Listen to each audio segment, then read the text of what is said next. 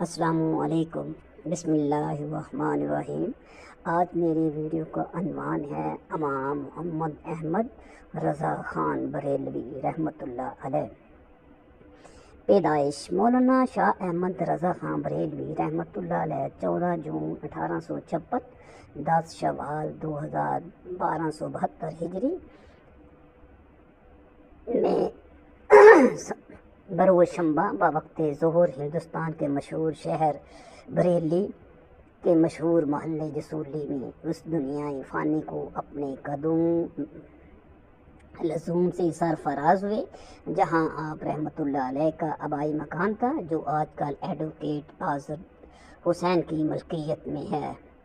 آپ رحمۃ اللہ علیہ کے جد امجد شاہ علی خان نے وہاں زندگی گزاری تھی۔ اعلیٰ حضرت کا لباس کس طرح کا تھا؟ آپ رحمۃ اللہ علیہ شرعی لباس پہنتے تھے، منگل اور جمعے کو کپڑے بدلتے، اور ان دونوں کے علاوہ عیدین کو چھوڑ کر کسی دن بھی لباس تبدیل نہ فرماتے۔ اگر اتفاق سے ایسے دنوں میں کوئی تقریب منعقد ہو جاتی تو شرکائے تقریب تو نئے لباسوں میں حاضر خدمت ہوتے، مگر آپ رحمۃ اللہ علیہ اپنے اسی لباس میں نظر آتے جو زیب تن ہوتا تھا۔ آپ رحمۃ اللہ علیہ اکثر کرتے کے نیچے شلوار کا پہننا پسند فرماتے تھے۔ آپ رحمۃ اللہ علیہ دبلے اور پتلے تھے اور خوبصورت انسان تھے۔ امامہ اور انگرکھا پہنتے تھے جو آپ رحمۃ اللہ علیہ پر بہت ہی سجتا تھا۔ اعلیٰ حضرت رحمۃ اللہ علیہ بچپن ہی سے ہر علائش سے پاک تھے۔ آپ کے گھریلو مذہبی اور علمی ماحول کا اثر آپ میں پہلے ہی تھا۔ کچھ آپ فطری طور پر ہی ایسے تھے۔ جناب سید ایوب علی صاحب علیہ فرماتے ہیں کہ ابھی آپ 5-6 برس کے ہی تھے کہ ایک مرتبہ اعلیٰ حضرت کرتا زیب تن کی بیرون خانہ تشریف لائے۔ آپ کے سامنے سے چند زنان بازاری کا گزر ہوا۔ آپ نے انہیں دیکھ کر اپنے دامن سے اپنا منہ چھپا لیا۔ زنان بازاری میں سے ایک نے مذاقاً کہا کہ سطر کی تو خبر لو۔ آپ نے برجستہ فرمایا، نظر بہکتی ہے تو دل بہکتا ہے، دل بہکتا ہے تو سطر بہکتا ہے۔ یہ حاضر دماغی دیکھ کر وہ عورتیں لاجواب ہو گئیں اور سننے والے اس ذہانت سے پریشان رہ گئے، حیران رہ گئے۔ ایک بار استاد موصوف بچوں کو پڑھا رہے تھے کہ ایک بچے نے آتے ہوئے السلام علیکم کہا۔ انہوں نے جواب میں اس بچے سے جیتے رہو کہا۔ آپ رحمۃ اللہ علیہ نے برجستہ کہا، یہ تو جواب نہیں ہوا، آپ بھی جواب میں وعلیکم السلام بھیجیے۔ مولوی صاحب نے فوراً وعلیکم السلام کہا اور آپ کی بار وقت اصلاح سے بہت خوش ہوئے۔ ان سے ظاہر ہوتا ہے کہ اعلیٰ حضرت رحمۃ اللہ علیہ کا بچپن ہر علائش سے پاک تھا، اور آپ ان بچوں جیسے نہیں تھے جن میں اکثر بچے مبتلا رہتے ہیں۔ جھوٹ، غلط بیانی، مذاق، دوست نوازی، کھیل کود اور غیر ضروری باتوں سے آپ رحمۃ اللہ علیہ پرہیز فرماتے تھے۔ اعلیٰ حضرت رحمۃ اللہ علیہ شروع ہی سے تحصیل علم، قرآن خوانی اور بزرگوں کی محبت میں مائل رہتے تھے۔ ذکاء اللہ رضوی فرماتے ہیں کہ میں 12 یا 14 سال اعلیٰ حضرت کی خدمت میں رہا، لیکن آپ رحمۃ اللہ علیہ عام لڑکوں سے قطعاً مختلف تھے۔ کھیل کو فضول اور غیر ضروری کاموں سے اعتراض فرماتے تھے۔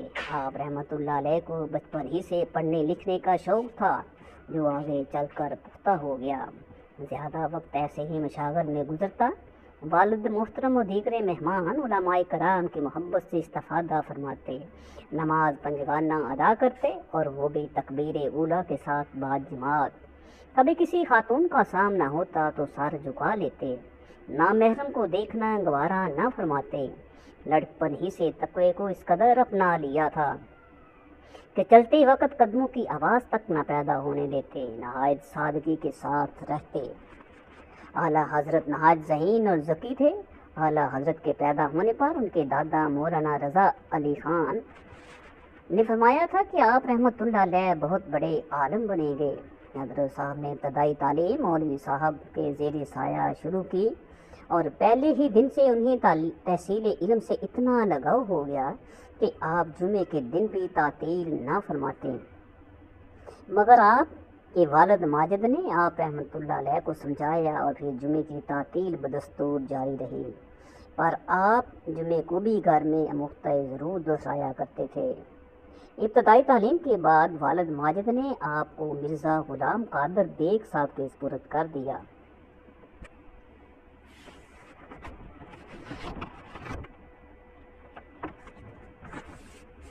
اور اعلیٰ حضرت رحمۃ اللہ علیہ کی جو عام طور پر عادتیں تھیں وہ بھی سبک آموز تھیں، جس نے ان کا دین سے محبت اور عشق رسول صلی اللہ علیہ وآلہ وسلم میں بے حد ڈوبا رہنا نظر آتا ہے۔ آپ رحمۃ اللہ علیہ سے نماز میں سہو ہو جاتا تو آپ رحمۃ اللہ علیہ سے مطلع کرنے کے لیے اللہ اکبر کی بجائے سبحان اللہ فرماتے، احادیث کی کتابوں پر کوئی دوسری کتاب نہ رکھتے، بات کاٹنے والے اور پاؤں رکھنے والے بیٹھنے والے سے اظہار خفی ضرور کرتے، گو تکیہ استعمال نہ کرتے، مگر جب کمر میں درد رہنے لگا تو گو تکیہ استعمال کرنے لگے۔ ذکر میلاد میں 2 زانو بیٹھتے تھے، واز کے دوران بھی 2 زانو ہی بیٹھتے رہے اور واز وغیرہ بیٹھ کر ہی کرتے۔ پان بہت کھاتے تھے مگر واز کے دوران پان نہ کھاتے تھے۔ آخری عمر میں پان بالکل چھوڑ دیا تھا، پان میں تمباکو کو کبھی استعمال نہیں کیا۔ بعض باتیں خصوصیت کے ساتھ ان میں موجود تھیں۔ محمد سن کر صلی اللہ علیہ وسلم فرماتے تھے، سوتے وقت جسم بارے کو لفظ محمد صلی اللہ علیہ وسلم کی شکل میں کر لیتے، کبھی کہکا بلند نہ کرتے، جمائی لیتے وقت دانتوں میں انگلی دبا کر آواز پیدا نہ ہونے دیتے اور دوسروں کو بھی منع فرماتے، قبلے کی طرف رخ کر کے کبھی نہ تھوکتے اور قبلے کی طرف پاؤں نہ کرتے، مسجد میں اعتکاف کی نیت کے ساتھ جاتے، نماز امامہ باندھ کر پڑھتے، مسجد سے گھر جاتے ہوئے امامہ بغل میں دبا لیتے، اپنا کنگا اور شیشہ الگ رکھتے، مسواک ضرور کرتے تھے، سر مبارک میں پھریل ڈلواتے، تعویذ خدمت خلق کے طور پر مفت دیتے، دکاندار آپ کو مفت دوا دینے کی خواہش کرتے یا کم قیمت لینا چاہتے، مگر آپ رحمت اللہ علیہ ہمیشہ بازار کی قیمت ادا کرتے، لوگوں کا دل رکھنا بہت ضروری سمجھتے، چلتے وقت بہت آہستہ قدم اٹھاتے۔ آپ لکھتے وقت لوہے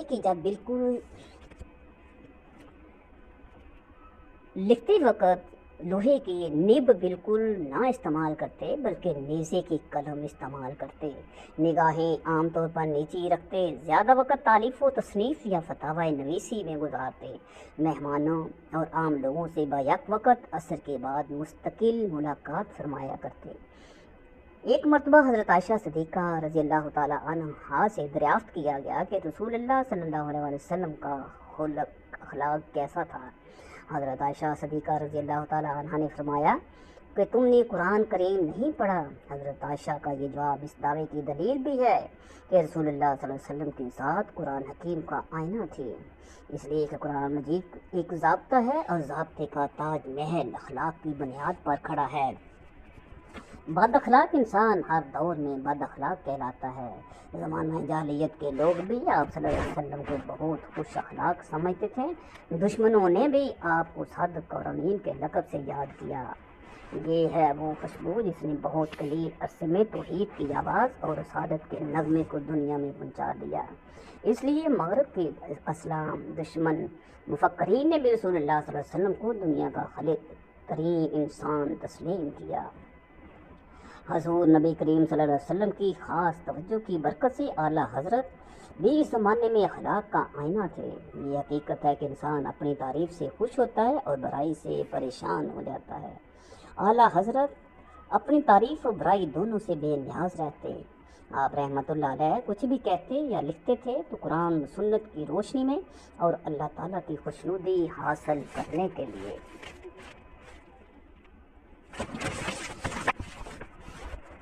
آپ رحمت اللہ علیہ ملاقاتیوں کا حسب مراتب استقبال کرتے اور شفقت سے اپنے پاس بچھی ہوئی کرسیوں، بینچوں یا چارپائیوں پر بٹھاتے۔ آپ کی نشست میں غزنوی اور ایاس میں کوئی فرق نہ تھا، امیر غریب، حاکم و محکوم، صاحب زندگان یا شاگرد، معتقد دین یا مریدین، عزیز و اقارب یا احباب سے آپ رحمت اللہ علیہ کا سلوک ایک جیسا ہوتا اور ایک جیسا ہوتا۔ اور کم سے کم حق یا پان ہی سے تواضع فرماتے۔ حاضرین، پاس ادب سے آپ رحمۃ اللہ علیہ کے سامنے حقہ نہ پیتے، مگر بعض بوڑھے احباب یا سادات ہی پیتے تھے۔ آپ نے ان کے سامنے اپنی عالمانہ حیثیت اور درویشی کو کبھی اہمیت نہ دی۔ آپ رحمۃ اللہ علیہ کی ڈاک میں روزانہ کتنے ہی خطوط آتے اور آپ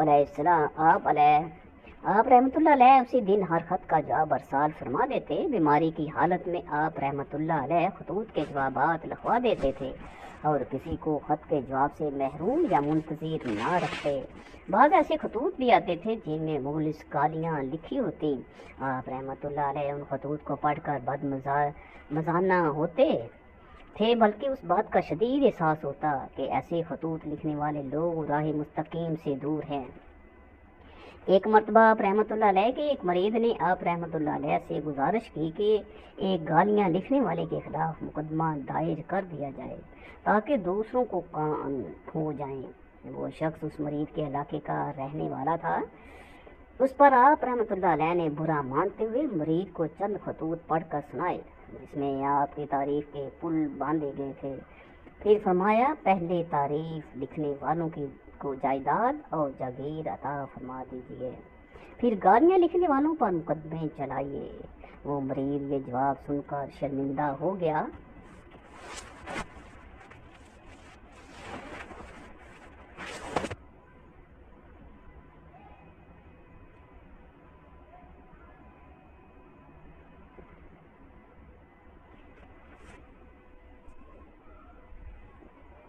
علماء کرام کی یہی عادت ہی رہی کہ رسول اللہ صلی اللہ علیہ وآلہ وسلم سے نسبت رکھنے والے بزرگوں سے بھی محبت کرتے رہے۔ اگر یہ عادت عام نہ ہوتی تو اس دور کے مسلمان صحابہ کرام اولیاء کرام سے بالکل نہ آشنا ہوتے۔ صوفیاء کرام سے کے مسلک میں تو نسبت انہیں درجہ بدرجہ سلوک کے منازل طے کراتی ہوئی فنانی اور رسول صلی اللہ علیہ وسلم کے مقام پر پہنچاتی ہے اور پھر عارف باللہ بھی بنا دیتی ہے۔ لہذا ثابت ہوا کہ رسول اللہ صلی اللہ علیہ وسلم کی اولاد میں واجب التعظیم ہے۔ سادات کا احترام اس لیے بھی ضروری ہے کہ وہ رسول اللہ صلی اللہ علیہ وسلم کے سلسلہ نسبت سے تعلق رکھنے والے کو بھی پسند کرتے ہیں، اور اس لیے بھی لازم ہے کہ حسن رضی اللہ تعالی عنہ اور حسین رضی اللہ تعالی عنہ اور سادات کا احترام ہر زمانے کے علماء کرام کرتے آئے ہیں۔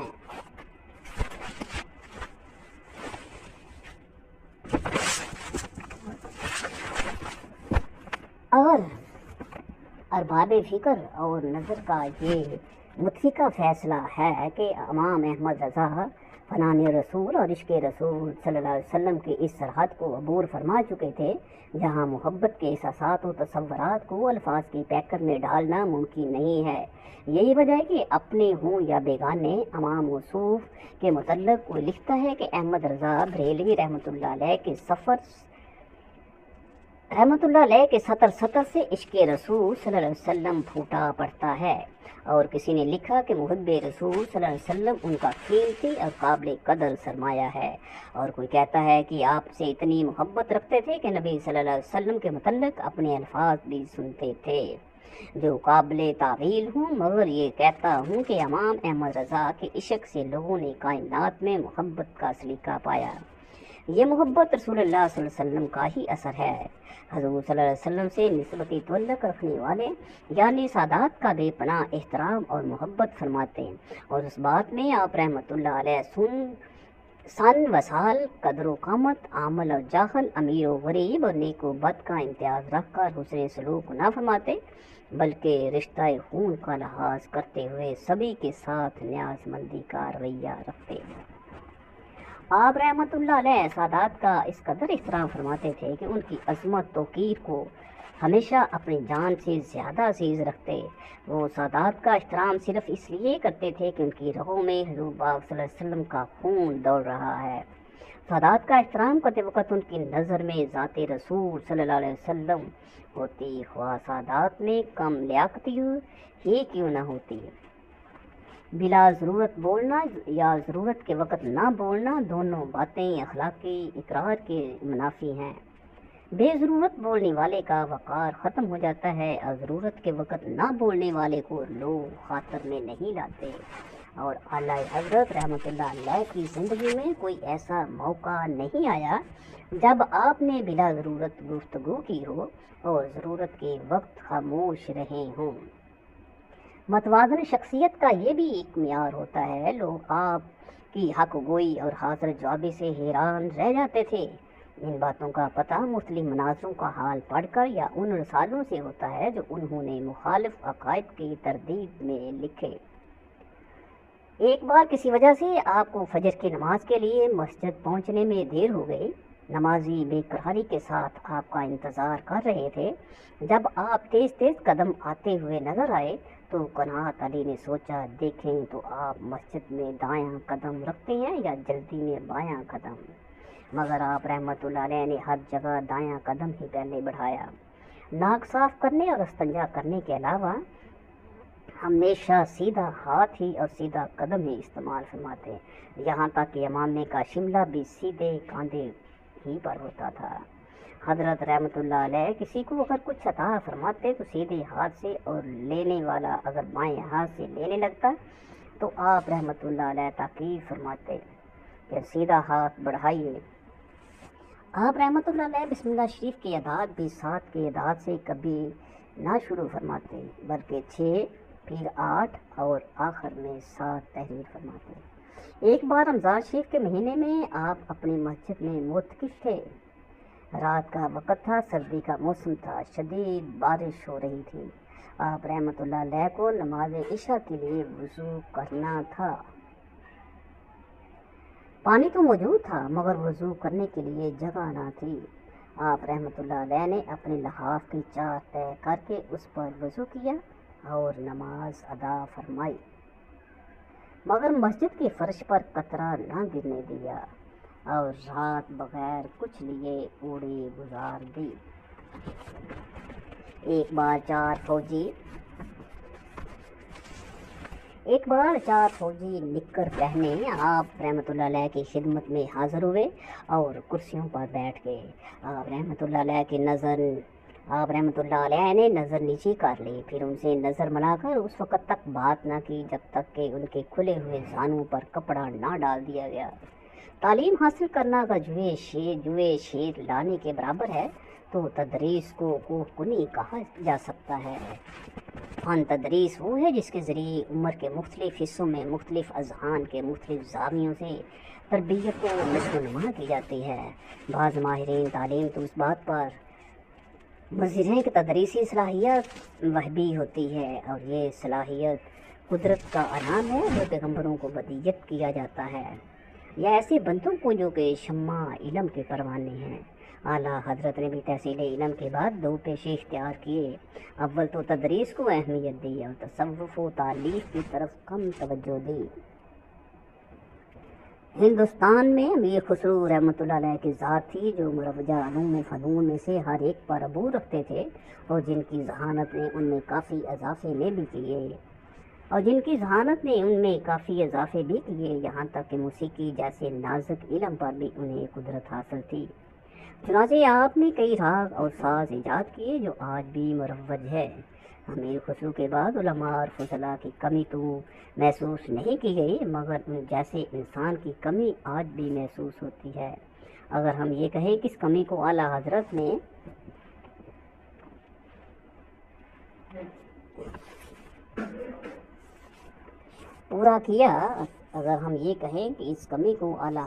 پورا کیا تو بے جا نہ ہوگا۔ آپ نے بھی ہر فن کو اپنایا۔ آپ اور امیر خسرو رحمۃ اللہ علیہ میں ایک ہی نمایاں فرق ہے، موسیقی کا۔ آپ اس کی طرف شریعت کی وجہ سے رغبت نہ فرماتے تھے۔ تاریخ گوئی کوئی آسان کام نہیں ہے، یہ ایک فن ہے جسے سیکھنے کے لیے وقت درکار ہے۔ تاریخ مادہ نکالنے کے لیے وسیع مطالعہ اور مہارت نامے کی ضرورت ہے، اور اس مہارت کے لیے وقت درکار ہوتا ہے۔ حالانکہ آپ انتہائی مصروف زندگی گزارتے تھے لیکن تاریخ گوئی میں آپ رحمۃ اللہ علیہ کو اتنا دخل تھا کہ موقع محل کے مطابق بغیر دوات قلم کے برجستہ تاریخی مادہ ارشاد فرما دیتے۔ کبھی ایسا اتفاق نہیں ہوا کہ آپ کا تاریخی مادہ غلط ثابت ہوا ہو۔ آپ کی کتابوں اور رسائل کے نام اکثر تاریخی ہیں، اور یہ تاریخی کتابوں کے موضوعات پر بھی چسپاں ہوتی ہیں۔ بعض اوقات آپ نے ایک ایک موقع کی کئی تاریخیں بھی نکال لیں۔ آپ نے کبھی بھی کسی کو مایوس نہیں فرمایا۔ بعض اوقات ایسے وظائف بھی بتا دیتے کہ وظیفے کے اعداد اور وظیفہ پڑھنے والوں کے نام کے اعداد برابر ہوتے۔ جیسے ایوب علی ہے، ان کی فرمائش پر ارشاد ہوا کہ یہ لطیف کا ورد رکھیں۔ لطیف اور ایوب علی کے اعداد 129 ہیں۔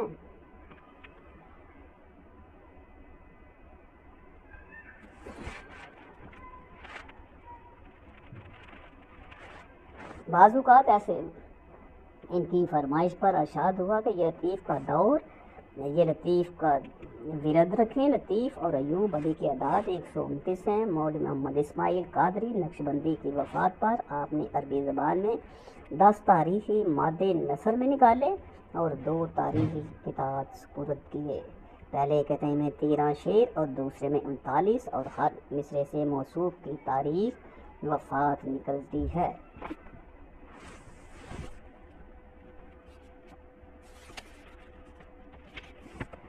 والد ماجد کی زندگی کے حالات پر جو رسالہ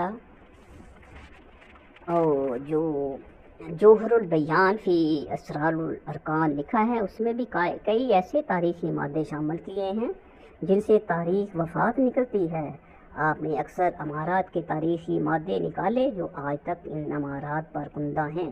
اکثر بزرگوں کی وفات کے تاریخی مادے نکالے جو ان کے مزار کے کتبوں پر کمالات تاریخ گوئی کی داد دیتے رہتے ہیں۔